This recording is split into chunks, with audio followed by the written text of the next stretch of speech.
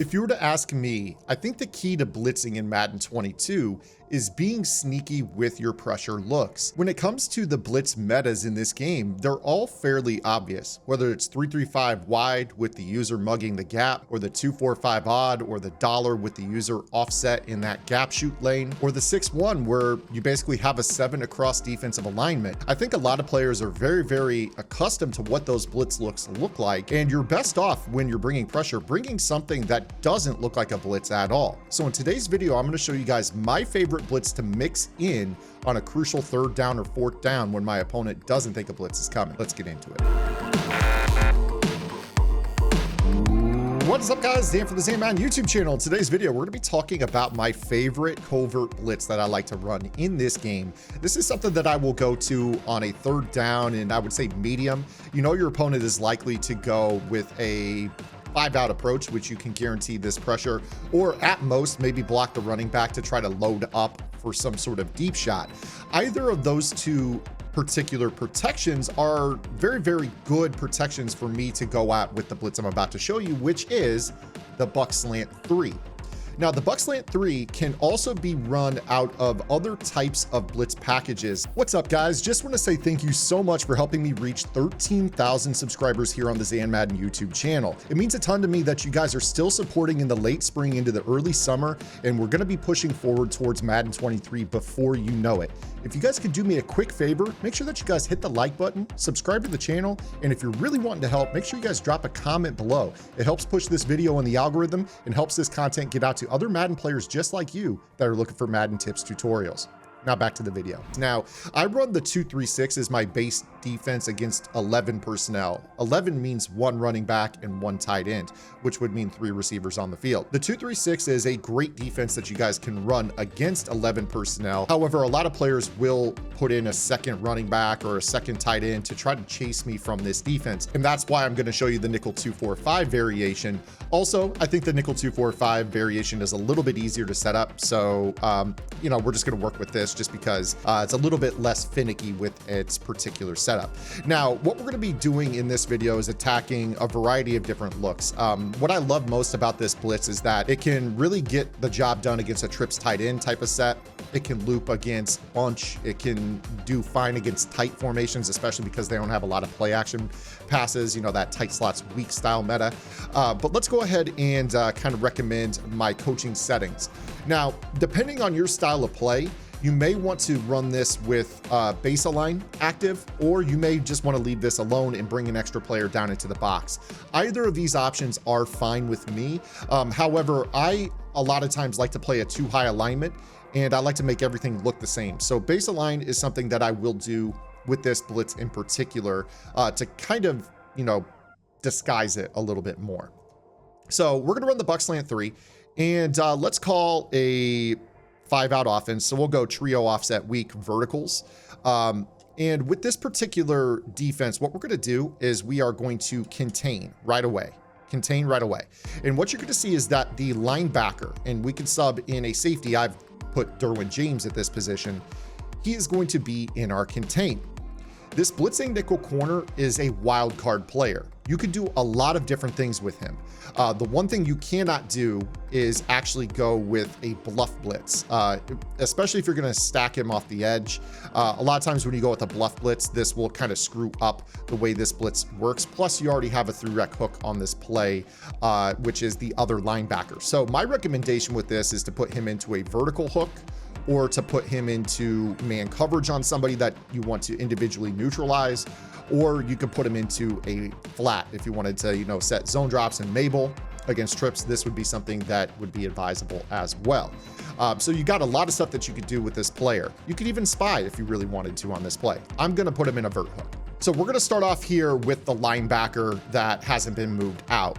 Again, with this particular look, all you're going to do is just kind of hang out right here. When this ball is snapped, you're going to see that this guy is going to loop around the tackle and get straight to the quarterback for a sack. I would highly recommend that you guys prioritize speed, acceleration, agility, change of direction, all the athletic, basically, ratings. You don't necessarily have to have high play recognition or even really like honestly, high pursuit's really not that important on this. You just want a guy that's going to be able to loop wide and kind of get around the offensive lineman. So you see right here that Derwin James is able to do so. This should remind you a lot of other loop blitz metas, whether that's, you know, the 2-3-6 will, that edge blitz meta, or some of the other defenses that do similar loops to this. Now, again, it's going to be up to you how you want to use her on this play. You do have full customization available to you. Let's say, for instance, that, you know, you're getting the quarterback flushed out to the right. Obviously, one of the weaknesses of this defense is that we don't have a great contain off of the right. Go ahead and just put Joey Bosa into that blitz assignment before you contain, and that will make it so you have a better edge containment off of the right, allowing that looper to kind of push the quarterback out towards Bosa. If you do this, obviously you could kind of hybridize your defense a little bit, turn it into a kind of a cover 2 on the backside. Again, up to you what you want to do. You don't necessarily have to keep your base line on. One thing that's kind of cool is that if you unbase align, you'll notice that you have the ability to, you know, walk guys down. Obviously, in this situation, our defense is a little crazy at this point, but this will actually work as well if you want to run this. So again, when we snap this ball, you're going to play your assignment. I'm the deep half, and I'm looking for a crosser. We had our flat that was next to the tight end, takes away the outcut over there, and we're able to get that looper to come in very, very easily. So you see that this is something that's highly customizable. Obviously right here immediately, the first thing you're looking is this deep crosser over the middle. That is probably what I would peel back and guard. Again, you're going to be able to change up your coverage as you see fit. Now let's go back and show you an example with the running back blocking. You probably noticed at the beginning of the video when I showed you a couple of the clips just to kind of preview the tip that there was an example with the running back staying into block, and Derwin James was able to get around him. You'll notice that this happens a lot with this blitz. If you guys actually struggle with picking up contains in this game, I actually updated the vault over on Gridiron Game Plans just last week with an insane blocking tip that will show you guys how to prevent your running back from dumbing out against these contained loopers. But that's over on Gridiron. Let's show you what I'm talking about here. So I'm going to call a play like curl flat here on offense that has the running back blocking. We're going to stay in our buck slant 3. So again, here we have the running back blocking. This example, I'm going to unbase align, and I'm going to bring this guy down to this spot. So with the running back blocking, we're still going to see that we should see Derwin loop around everybody. If you notice that the guy is starting to get sucked into the tackle, pay attention to your resistance. I've noticed that just subbing in a new player will sometimes make this start to work better. So if, you know, it stops working in the middle of the game for you, probably running it too much just because this is a blitz I like to mix in. But if you guys are running this a fair amount as like a base defense, just try to switch up the body that's in this spot. But go ahead and snap this ball, and you should see the guy loop all the way around everybody, including the running back, for a sack, just like that. So pretty easy to do. There's not a lot to this, to be honest with you. Just contain, make your coverage adjustments from there. Now, one thing that I'm going to leave you guys with is one of my custom adjustments that I will make to this. My God! Okay, it's happening.